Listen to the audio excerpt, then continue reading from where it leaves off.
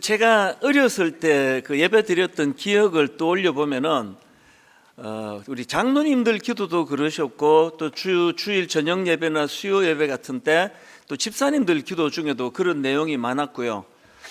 제 기억에 남는 참 반복되는 그 기도가 있었는데요. 외식하는 서기관과 바리새인이 되지 않게 해주세요. 그런 기도를 어른들이 많이 드리시더라고요. 나중에 보니까 그게 마태복음 23장에서 예수님께서 반복해서 하신 말씀을 인용하신 거더라고요. 그 중에 하나가 마태복음 23장 25절입니다. 화 있을진저 외식하는 서기관들과 바리새인들이여 잔과 대접의 겉은 깨끗이 하되 그 안에는 탐욕과 방탕으로 가득하게 하는도다. 여기 나와 있는 이 외식하는 서기관들과 바리새인이 할 때 이 외식하다, 이 외식, 이거는 헬라어로 휘포크리테스라는 단어인데요.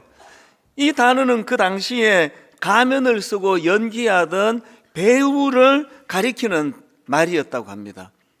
지금 예수님께서는 이 단어를 차용하셔서 이 겉으로는 경건해 보이지만 사실은 너무나 위선적이었던 이중적인 가면 쓰고 사는 사람 같은 이중적인 그들의 태도를 주님께서 지적하시는 말씀이었는데요. 그 다음 27절에도 같은 말씀을 하십니다. 화 있을진저 외식하는 서기관들과 바리새인들이여 회칠한 무덤 같으니 겉으로는 아름답게 보이나 그 안에는 죽은 사람의 뼈와 모든 더러운 것이 가득하도다. 마치 그 당시 가면을 쓰고 연극하는 그 사람, 그래서 겉으로 드러나는 그 모습하고 실제 그 배우의 모습이 다른 것처럼 이렇게 이중적이고 위선적인 행동을 한 것에 대하여 주님이 아주 격하게 지금 꾸짖고 계시는 내용이거든요. 근데 제가 주목하는 것은 그 당시 서기관들과 바리새인들이 이렇게 위선의 극한을 달리고 있었던 사람들인데요, 처음에는 안 그랬다는 겁니다. 이 바리새파는 세속적인 문화에 물드는 것을 막으려는 경건 운동으로 시작이 됐다는 겁니다. 이 바리새인이라는 이름 자체가 구별된 자, 또 분리된 자, 이런 뜻을 가진 단어라고 하니까요, 얼마나 순수하고 선하고 그런 경건 운동으로 시작한 게 이 바리새파 운동이라는 겁니다. 이건 서기관들도 마찬가지입니다. 이 서기관들은 하나님의 말씀, 율법을 연구하고 또 해석하는 전문가들인데요, 어떻게 해서든지 그 말씀을 지키고 보존하려고 말씀을 연구만 한 게 아니라 말씀을 또 필사도 했다 그러더라고요. 그때는 무슨 복사기도 없고 그러니까 일일이 손으로 그것을 다 정성껏 기록을 남기고 그것을 전하고 했던 그 사람들이 이 서기관들인데, 아니 이렇게 순수했던 서기관들이 시간이 지나면서 어떻게 변질이 되는가 하면은 이 말씀 연구를 많이 하는 그것을 자기 과시로 누가 얘기하면 아이고 모르면 가만히 있어, 나는 말씀 연구가야, 이런 식으로 이제 교만해지는 거죠. 그리고 또 이렇게 말씀을 순수하게 연구하지 않으면요, 항상 그것을 자기 위주로 자기 편리로 해석하는 거 아닙니까? 이거는 제가 설교하는 목회자이기 때문에 그 위험을 너무 잘 알거든요. 자칫하면 교만해지기 쉽고 자칫하면은 자기 자의로 그렇게 해석해서 자기 좋은 식으로 해석하기 쉬운 게 그게 서기관들이었는데, 그들이 그렇게 타락하고 위선적으로 바뀌어져 버렸다는 거거든요.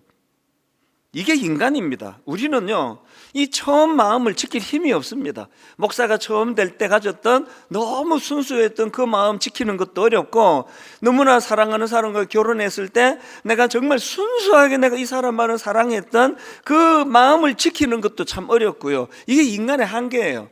그래서 설교하는 저도 약하고 설교 듣는 여러분도 약하고, 그래서 우리는 자칫하면은 변질되기 쉬운 존재라는 걸 항상 인식을 해야 된다는 겁니다. 이런 점에서 저 스스로에게 경고하는 그런 말씀들을 몇 개 가지고 저는 이제 살펴볼 때가 있는데요, 그 중에 맨 앞에서 제가 저를 경고하는 말씀 중에 하나가 고린도전서 10장 12절입니다. 그런즉 선줄로 생각하는 자는 넘어질까 조심하라. 또 사무엘상 16장 7절, 내가 보는 것은 사람과 같지 아니하니 사람은 외모를 보거니와 나 여호와는 중심을 보느니라. 여러분, 이렇게 항상 연약해지기 쉬운 인생이라, 그래서 우리가 변질되기 쉽다면, 그러면 왜 그렇게 순수하게 시작했던 바리새인들과 서기관들이 그렇게 타락했느냐고요. 사람은 그밖에는 안 보니까요. 제가 항상 노출되어 있는 삶을 살다 보니까 이것도 너무 잘 알 것 같아요. 그게 왜 예수님이 아까 그 지적 가운데 왜 기왕에 그릇을 씻는데 왜 겉만 씻습니까? 자기 필요해서 이 그릇을 씻는 게 아니라 내가 얼마나 깨끗하게 사는지 아느냐 보이려고 하니까요. 그래서 우리는 항상 겉만 보고, 아니요, 겉밖에 볼 줄 모르는, 겉보고만 판단하는 그 사람에게 초점을 맞추면 100% 타락합니다. 항상 사람만 의식하는 거. 그래서 사람을 의식하며 살아가는 게 아니라 겉만 보실 뿐 아니라 그 내면을 꿰뚫어 보시는, 항상 하나님 의식하는 거, 이 코람데오라 그러거든요. 늘 하나님 앞에서의 삶, 이 훈련을 우리가 해야 된다, 그 얘기입니다. 저는 이번에 이 본문 말씀을 묵상하면서 저는 본문에서 이 자기 기만에 빠지는 거, 이게 참 위험하다는 걸 두려움으로 제가 받았거든요. 여러분, 자기 기만이 뭐죠? 스스로를 속이는 거예요. 우리가요, 아주 악한 사람들은 어떤 자기 유익을 위하여 남을 속이는 짓을 하는데 그 막 감옥에도 가고 그러잖아요. 그런데 그것보다 더 무서운 건 자기 기만이에요. 내가 날 속이는 거예요. 이게 오늘 본문에 담겨져 있습니다. 야고보서 1장 26절입니다. 누구든지 스스로 경건하다 생각하며 자기 혀를 재갈 물리지 아니하고, 그 다음 보세요. 자기 마음을 속이면 이게 자기 기만이에요. 나 문제가 없어. 자기가 아는데 다. 자기가 자기를 알잖아요. 이런 사람이 어디 있어 세상에. 그래도 내 정도 되기도 어려워. 그게 자기 기만이에요. 이게 얼마나 위험한가 하면은요, 요한계시록에 보면은 주님께서 라오디게아 교회를 향하여 이런 말씀을 하십니다. 지적을 하십니다. 무섭게 책망하시는데 요한계시록 3장 17절입니다. 내가 말하기를 나는 부자라 부여하여 부족한 것이 없다 하나 내 곤고한 것과 가련한 것과 가난한 것과, 그 다음 이게 문제 아닙니까? 눈먼 것과 벌거벗은 것을 알지 못하는도다. 눈이 멀었어요. 그 자기를, 이거는 어떤 표현입니까? 자기를 기만하는 거예요. 안 보인다 나는. 이 정도 살기도 어렵지. 이런 분들을 만나면 정말 어려워요. 어떤 말도 들어가지가 않아요. 이게 말이 들어가면은 그게 그분에게 들어가야 되는데 이게 투명 유리막으로 텅텅 튕겨져 나오는 것 같아요. 이게 자기 기만이에요. 삼손도 마찬가지 아닙니까? 삼손이 어떻게 하다 그렇게 망해버렸습니까? 아주 핵심을 찌르는 표현 하나가 나오는데요. 사사기 16장 20절을 보십시오. 들릴라가 이르되 삼손이여 블레셋 사람이 당신에게 들이닥쳤느니라 하니 삼손이 잠을 깨며 이르기를 내가 전과 같이 나가서 몸을 떨치리라 하였으나 여호와께서 이미 자기를 떠나신 줄을 깨닫지 못하였더라. 이게 두려운 사실 아닙니까? 여전히 신앙생활을 한다는 거죠. 여전히 주일마다 설교도 하고 신방도 가고 묵상도 하고 다 하는데 여호와께서 이미 자기를 떠나신 줄을 깨닫지 못하였더라. 왜 못 깨달았을까요? 오늘 본문으로 빗대어 말씀드리면 항상 자네 것만 하고 겉으로 사람들이 좋다 그러면 만족하는 거기에만 익숙해져 있으니까 그 그릇 안이 얼마나 지저분하고 더러워졌는지를 모르는 거거든요. 이게 자기 기만이에요. 우리가 하나님 앞에 은혜를 구하면요, 회개가 먼저거든요. 회개가 없는 신앙생활은 다 가짜예요. 왜 회개가 먼저입니까? 하나님 앞에 설 때 자기가 보이기 시작하거든요. 누가 뭐라고 설교 잘한다, 목회 잘한다, 이찬수 목사 대단하다, 누가 뭐라 그래도 하나님 앞에 섰을 때의 평가가 그게 가장 중요한 평가인데 왜 회개가 없습니까? 겉만 보는데 다 설교 잘한다 그러잖아. 비유로 든 겁니다. 비유로. 이 정도면 잘하지 뭐. 이런 데만 익숙해져 있으니까 회개가 없는 거죠. 여러분, 통회하는 심령이라는 말을요, 옛날 어른들 정말 자주 쓰셨습니다. 통회하는 심정. 형제요, 우리가 어찌할꼬 말씀이 들어올 때 통회하는 심정으로, 바로다 나여 망하게 되었도다. 그게 전부 다 통회하는 심정이거든요. 그런 말씀이 우리 안에 터져 나오기 위해서는요, 여러분, 고린도후서 13장 5절을 놓치시면 안 됩니다. 고린도후서 13장 5절을 보십시오. 너희는 믿음 안에 있는가? 너희 자신을 시험하고 너희 자신을 확정하라. 우리가요, 항상 하나님 앞에서 나를 점검하셔야 돼요. 나 자신을 돌아보고, 나 자신을 시험하고, 나 자신에 대하여 이렇게 살아도 괜찮은 건가? 그래서 오늘 이 본문 말씀을 가지고요, 저도 그렇고 여러분도 그렇고 항상 우리 자신을 점검해야 되는데, 성령의 날카로운 말씀으로 우리 자신을 돌아보고 점검해야 되는데, 오늘 본문도 마찬가지입니다. 저는 오늘 본문에서 우리를 돌아보게 하고 우리 자신을 점검하게 하는 잣대 두 가지를 발견하는데요, 26절에서 하나, 또 27절에서 하나, 이 두 가지를 여러분에게 점검 잣대로 제가 제시해 드리려고 합니다. 여러분, 우리가 해야 될 두 가지 점검 중 첫 번째 점검이 뭐냐? 내 혀에 재갈을 물리고 있는가? 26절 보면 그대로 따온 겁니다. 누구든지 스스로 경건하다 생각하며 자기 혀를 재갈 물리지 아니하고 자기 마음을 속이면 이거 기만이라 그랬잖아요.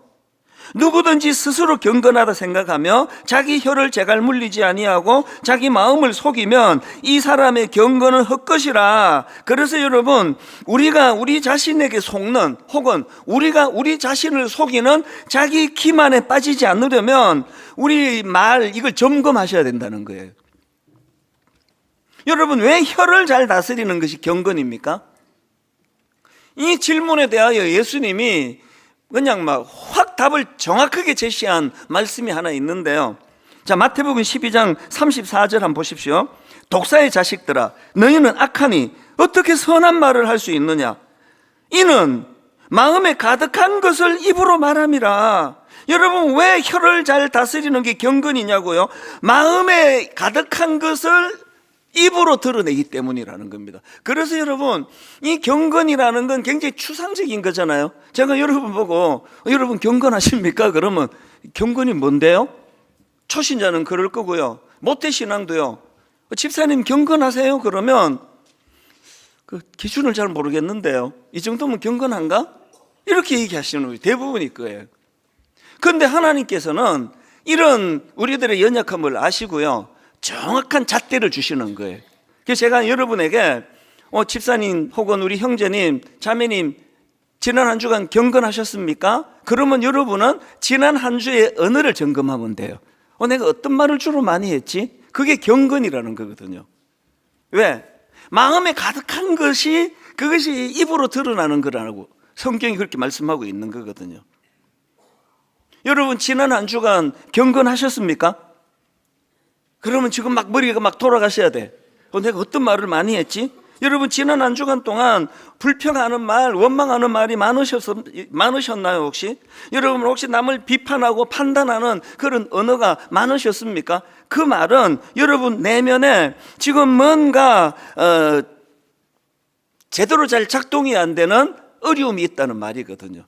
마음에 교만이 있거나 혹은 어떤 받은 상처가 치유가 안 되거나 그게 말로 계속 나오는 거거든요.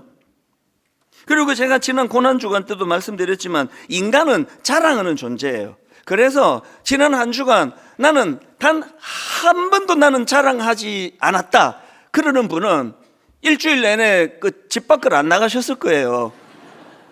아니요, 집에 있을 때도 자랑하거든. 문 밖을 안 나갔을 겁니다. 누군가를 만나면 자랑하게 돼 있습니다. 그래서 그 자랑의 내용을 점검하는 게 그게 영성이고 그게 경건이에요. 여러분, 지난 한 주간 동안 자기 자랑이 많으셨습니까? 그거는요, 지금 내면에 뭔가 허하다는 뜻이에요. 왜 자꾸 자랑을 많이 하는가 하면 뭔가 내면에 공허한 게 있기 때문이에요. 그래서 뭐 일상적으로 자랑하는 걸 자꾸 허용해야 돼. 애들 보고도 뭐 자랑할 거 없니? 계속 애들한테도 자랑하게 해야 돼요. 또 인기 있는 사람은요, 만나갖고 그 상대방이 자랑할 수 있도록 분위기를 만들어주는 그 사람이 항상 인기가 있습니다. 만나자마자 지 자랑만 하는 사람은요, 만나자는 사람이 많지 않아요. 어지간하면 우리가 받아줘야 돼. 여러분, 왜 그 오랜만에 연락 안 하던 사람 연락해갖고 오늘 내가 밥 살게 그러면 100% 자랑입니다. 이게 뭐 아들이 뭐 취직을 했거나 뭐 하여튼 그런 게 있어요. 그래서 밥 얻어먹으면서 추임새 주면서 이야 대단하네. 이 추임새만 넣어주면 돼요. 그걸 뭐 고지식하게 그 자랑을 많이 하면은 그게 뭐 인격이 어쩌고 그럴 필요 없습니다. 우리는 자랑해야 사는 존재인데요, 병적으로 자랑하는 경우가 있잖아요. 아니 앉자마자 자랑을 시작해가지고 하여튼 뭐 헤어질 때까지 자랑을 계속 늘어놓는 사람은 그 지금 뭔가 뻥 뚫려 있어서 그래요. 그러면요, 지나치게 자랑을 하면 이렇게 씩 웃으면서 손을 꼭 잡아주면요, 대부분 알아들어요. 아, 내가 오늘 좀 말이 많았지. 말이 많은 게 아니라 자랑이 많았지. 그래서 손을 꼭 잡아주면 바로 알아듣는데요, 이런 경우가 있습니다. 웃으면서 손을 꼭 잡아주면 막 자랑하고 있을 때 손을 꼭 잡아주면 왜 이래 들어봐 그러면서 자랑을 계속 하시는 분이 있으면 만나면 안 됩니다. 그런 사람 당분간 그 내면이 채워지기 전에 만나면 항상 불쾌해져요. 지금 제가 뭘 강조하는 겁니까? 입에서 나오는 그게 내 안에 꽉 찬 거라고 하는 성경 말씀을 제가 지금 증명하고 있는 거거든요. 혹은 여러분, 지난 한 주간 이상하게 마음에 찬양이 나오고 누구를 만나도 축복해 주고 싶고 누구를 만나도 격려해 주고 싶고 그런 한 주를 보내셨다면요, 여러분 안에 너무나 지금 은혜가 있기 때문이에요.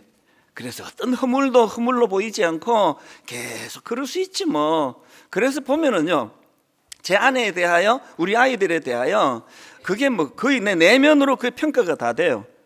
교회에 목회하다 보면 정말 한 번씩 아주 드물게 한 10년에 한 번씩 그렇게 사람을 꼭꼭 찌르는 사람을 만나요.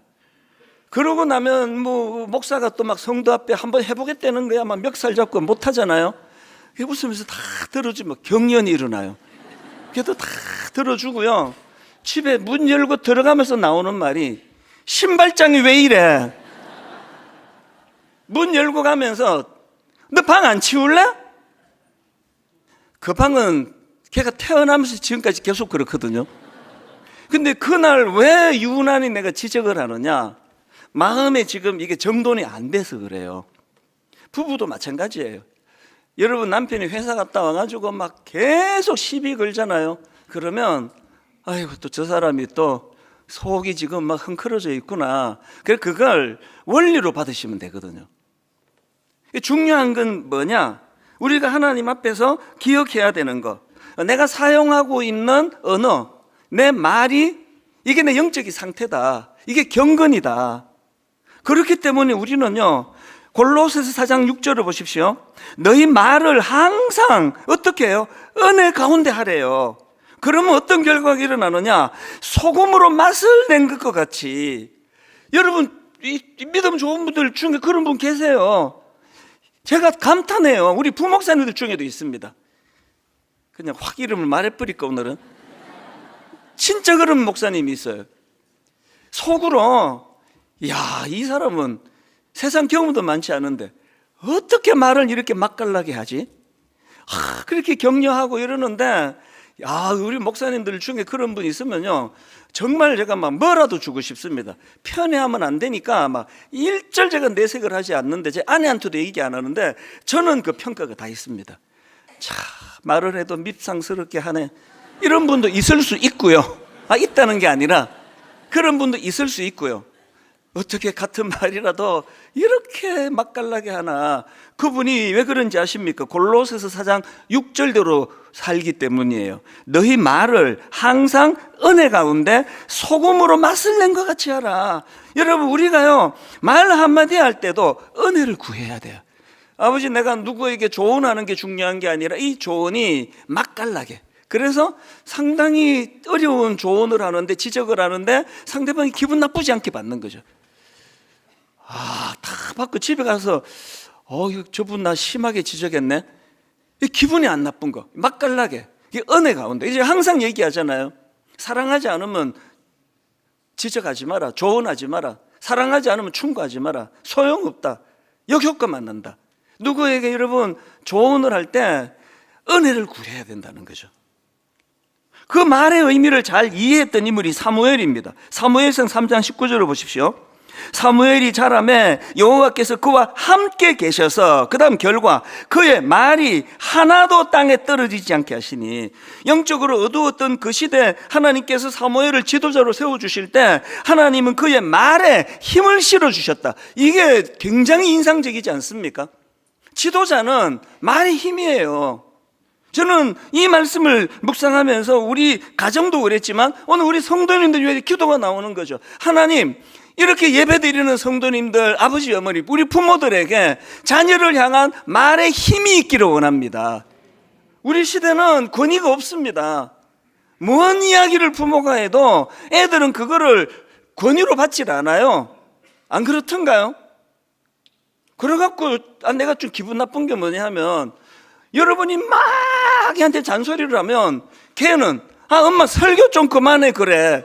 왜 설교를 거기다 갖다 붙이느냐고. 이 설교가 무슨 죄예요? 생각해 보니까 여러분이 제 설교를 지금 잔소리로 듣는 거예요. 아이고, 저 나이 들어가더니 잔소리 되게 많아졌네. 집에 가서 설거지 하면서 분명히 그 말 했을 거예요. 그 애들이 잔소리 하면은 설교하지 마라 그러잖아요. 저는 예수 믿는 우리 젊은 부모, 또 관록이 있는 부모 할 것 없이, 사무엘이 자랄 때 여호와께서 그와 함께 계셨기 때문에 그의 말에 권위가 생겨서 그의 말이 하나도 땅에 떨어지지 않았던 것처럼 우리 부모들 입술에 자녀를 향한 말의 권위가 회복되기를 원합니다. 시편 141편 3절에서 그런 말의 권위가 있는 부모가 되기 위해서 해야 될 거 하나를 여기서 좀 발견하는데요. 자, 시편 141편 3절을 보십시오. 이거 같이 한번 읽어보십니다. 시작. 여호와여, 내 입에 파수꾼을 세우시고 내 입술에 문을 지키소서. 이 구절 자체도 주옥 같지만요, 배경을 아시면 더 놀라실 거예요. 저 시편 141편은 지금 다윗이 악한 자들에게 쫓기고 있는 위기의 상황이에요. 지금 그 위기의 상황에서 다윗이 뭐라고 기도합니까? 나를 보호해 주세요. 나를 지켜주세요. 이 기도보다 뭘 기도하느냐? 내 입술을 지켜달래요. 이 말의 의미 여러분 이해가 좀 되십니까? 이게 왜 중요합니까? 여러분 아시잖아요. 우리가 어떤 위기를 만나면 가장 먼저 무너지는 게 말 아닙니까? 우리가 어려운 일을 겪으면 가장 먼저 무너지는 게 말이라고요. 원망으로, 분노로, 내면의 상처가 공격적인 말로. 그래서 제가 낮에 교회에서 내가 어떤 억울한 일을 당했는데 왜 집에 와가지고 분풀이를 왜 하느냐고요. 그게 인간이에요. 그러면 저는 어떻게 해야 돼요? 여러분 오늘 회사 다니시는 분들이 엄청나게 마음이 상하는 일을 여러분이 겪으셨으면 집에 들어가기 전에 지하철에서 이 기도하셔야 돼요. 하나님, 내 입술을 지켜주세요. 오늘 내가 가정에 들어가서 내 입술을 다스려 주지 않으면 아무 죄 없는 내 아내가 상처를 받게 되는 거거든요. 다윗이 지금 여호와여, 내 입에 파수꾼을 세우시고 내 입술의 문을 지키소서. 너무 억울하고 마음에 분노가 생기고 억울한 마음이 생길 때 우리는 뭘 해야 되느냐? 기도해야 됩니다. 여호와여, 내 입에 파수꾼을 세우시고 내 입술의 문을 지키소서. 비슷한 기도를 드렸던 인물이 다니엘입니다. 다니엘 6장 10절입니다. 다니엘이 이 조서에 왕의 도장이 찍힌 것을 알고도 자기 집에 돌아가서는 윗방에 올라가 예루살렘으로 향한 창문을 열고 전에 하던 대로 하루 3번씩 무릎을 꿇고 기도하며, 결론을 보세요. 그의 하나님께 감사하였더라. 지금 정적들이 자기를 죽이려고 더러운 음모를 꾸몄고 그 올무에 갇혔어요. 위험한 상황이에요. 그 상황에서 다니엘이 하나님께 감사하는 언어를 쓸 수 있었다는 건 그 앞에 보세요. 기도라는 그릇을 사용했기 때문이에요. 기도는요, 뭐 주세요 주세요 마술 램프 문지르는 게 기도가 아니에요. 기도를요 좀 더 좋은 데 한번 활용해 보세요. 이 기도야말로 정말 우리에게 소중한 하나님의 선물이에요. 다니엘이 수많은 성경의 인물들이 마음의 분노가 올라오고 억울하고 화가 날 때, 그때 내 입술을 다스려 주시기를 원합니다. 이 기도를 통하여 그의 내면이 더 성숙해지는 거예요. 여러분, 우리가 하나님 앞에서 뜬구름 잡는 그런 이게 예배가 이게 뭐 하다 왔지? 아닙니다. 너무나 실제적이고 너무나 우리 삶에 지침이 되는 그런 말씀들을 예배 통해 주시는 줄 믿습니다. 그래서 여러분, 집에 가시면요, 우리 옛날에 그 감사 노트 쓰기 했잖아요. 집에 가서 다 이제 먼지 털고 그 안 쓰시던 거, 그것도 못 찾으실 거예요. 그거 시작하자고요. 하루 일과가 시작이 될 때, 하나님 오늘도 제 입술을 지켜주시기 원합니다.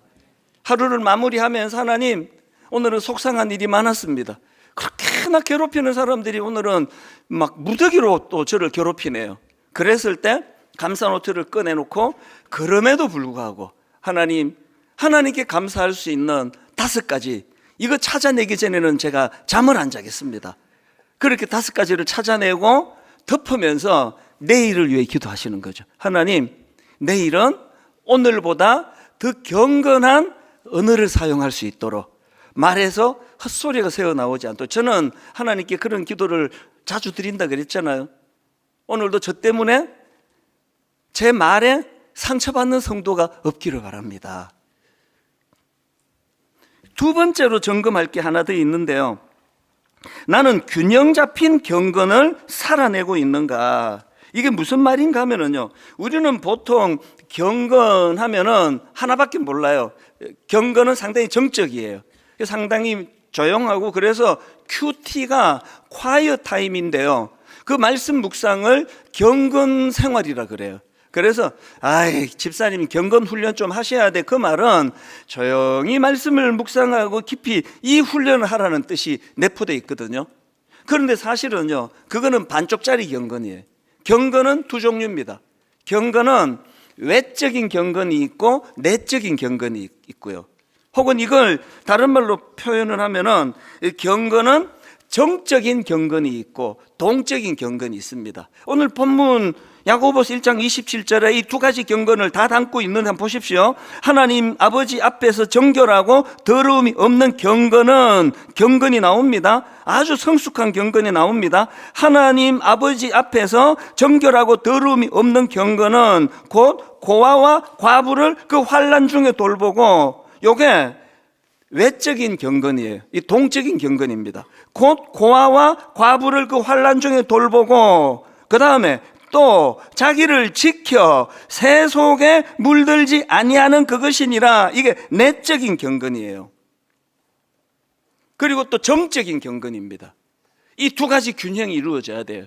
여러분, 묵상 많이 하시고 성경 깊이 보시고 필사하시는 내적인 경건이 충분하신 분은, 여러분 연약한 이웃들을 섬기고 돌보는 동적인 경건에 힘을 쓰셔야 됩니다. 반대도 마찬가지예요. 너무나 긍휼함으로 잘 돕고 잘 섬기는 분은 그것이 허해지지 않으려면 그 내면에 이 말씀으로 그것이 채워져야 되거든요. 몇 주 전에 제가 설교하면서 그 탈북민 성도님을 고용했던 사장님 이야기했잖아요.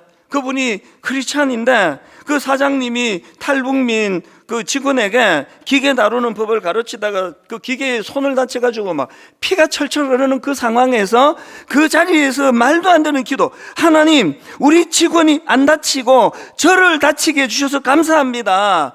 이게 너무 감동이 되는데, 여러분 저도 그분을 만나본 적이 없습니다. 영상으로만 봤는데 저는 확신하거든요. 이분은 경건한 사람이라고. 어떻게 제가 아느냐고요? 그 외적인 경건이 나올 수 있는 건 내적인 경건이 있어야 그게 가능하기 때문이에요. 이런 점에서 여러분, 우리가 이 두 균형, 하나님 아버지 앞에서 정결하고 더러움이 없는 경건은 고아와 과부를 그 환난 중에 돌보고, 또 자기를 지켜 새 속에 물들지 아니하는 그것이니라. 외적인 경건과 내적인 경건의 조화가 제가 판단할 때 이 내적인 쪽으로 좀 치우치는 경향이 좀 있습니다, 한국 교회가. 그래서 외적인 경건. 여러분, 레위기 19장에 하나님이 기가 막힌 말씀을 주신 적이 있거든요. 레위기 19장 9절 10절을 보십시오. 너희가 너희의 땅에서 곡식을 거둘 때에 너는 밭 모퉁이까지 다 거두지 말고 내 떨어진 이삭도 줍지 말며 내 포도원의 열매를 다 따지 말며 내 포도원에 떨어진 열매도 줍지 말고 가난한 사람과 거류민을 위하여 버려두라. 나는 너희의 하나님 여호와이니라. 이거 기가 막힌 말씀이거든요.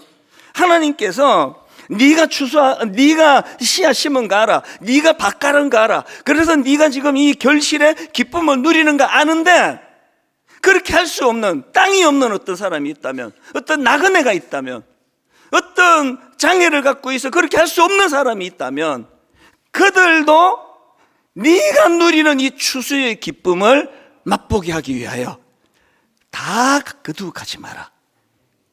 제가 고난주간에도 오늘도 차 갖고 오지 마시라 그러면 여러분 당당하게 말씀할 수 있습니다. 목사님이 뭔데 뭐 남의 차 갖고 오든 말든 간섭하느냐고.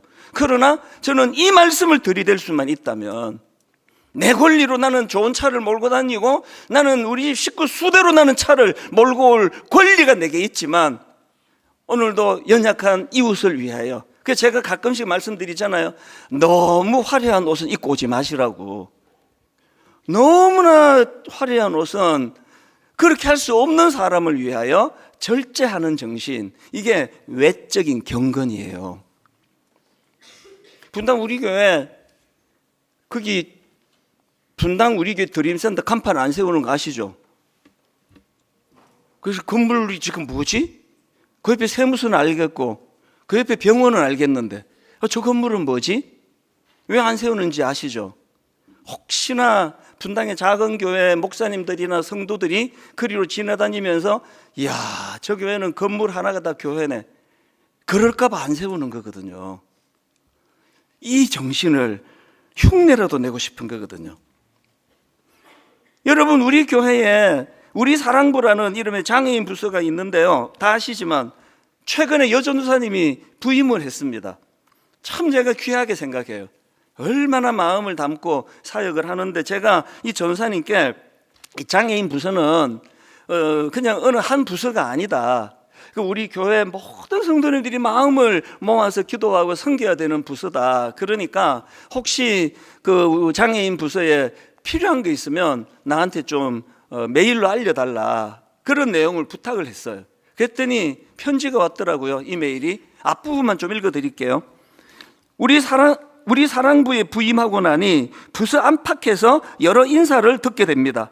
부서 밖의 성도들이 하는 가장 많은 인사는 가장 힘든 부서를 맡게 되셨다, 기도하고 응원하겠다였는데, 여기에 반해 희한하게도 부서 안에서 듣는 가장 많은 인사는 잘 오셨다, 이곳은 작은 천국이다 라는 말입니다.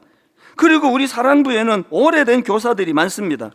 제가 이 교사님들께 어떻게 우리 사랑부를 이렇게 오래 섬겨주셨습니까? 수고 많으셨습니다 라는 인사를 드리면 교사들은 제가 뭘 섬기는 것이 아니고 그저 함께하는 은혜를 입었고, 그 다음 들어보세요. 함께 할수록 제가 힐링을 경험합니다 라는 말을 자주 합니다.